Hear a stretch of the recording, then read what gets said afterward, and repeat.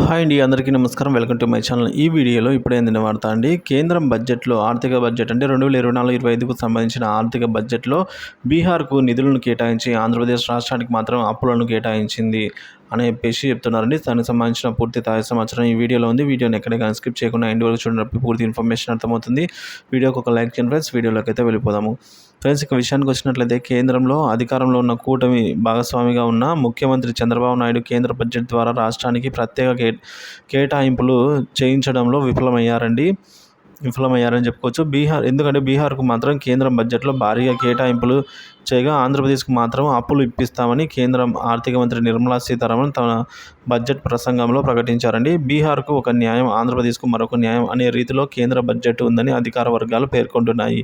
ఆంధ్రప్రదేశ్ రాష్ట్రానికి వివిధ డెవలప్మెంట్ ఏజెన్సీల ద్వారా ప్రత్యేక మద్దతుగా ఈ ఆర్థిక సంవత్సరానికి గాను 15,000 కోట్లు ఇప్పించే ఏర్పాటు చేస్తామని కేంద్ర ఆర్థిక మంత్రి బడ్జెట్ ప్రసంగంలో ప్రకటించారు. అయితే బడ్జెట్ డాక్యుమెంట్లో ఎక్కడా రాజధాని కోసం కేటాయింపులు చేయలేదు.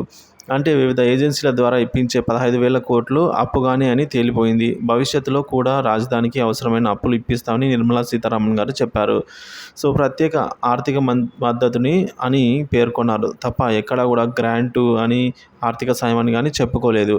ఈ నేపథ్యంలో ఏపీకి అప్పులు ఇప్పించడానికి మాత్రమే కేంద్రం ముందుకు వచ్చిందని, ఇదే విషయాన్ని బడ్జెట్ ప్రసంగంలో ప్రకటించి చేతులు దులుపుకున్నారని, దీనివల్ల రాష్ట్రానికి అప్పులు తప్ప పెద్దగా ప్రయోజనం లేదని అధికార వర్గాలు స్పష్టం చేస్తున్నాయి. బీహార్ రాష్ట్రానికి మాత్రం జాతీయ రహదారులకు ఏకంగా 26,000 కోట్లు కేటాయిస్తున్నట్లు ప్రకటించారు.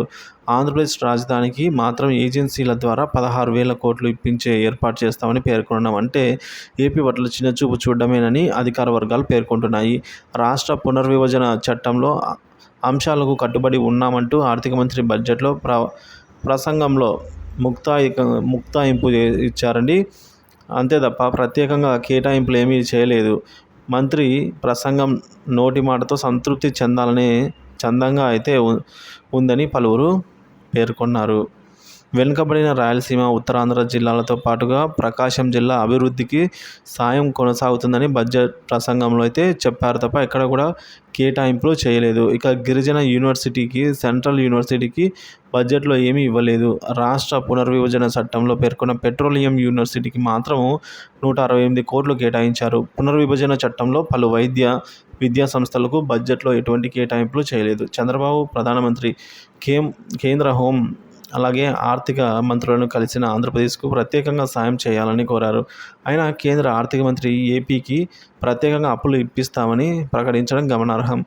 ద్రవ్య జవాబుదారీ బడ్జెట్ నిర్వహణ చట్టము నిబంధనలకు లోబడే ఈ అప్పులను ఇప్పిస్తారా లేదా ఆ నిబంధనల మినహాయింపుతో ఇప్పిస్తారా అనేది ఇప్పుడు స్పష్టత అయితే రావాల్సి ఉంది ఫ్రెండ్స్.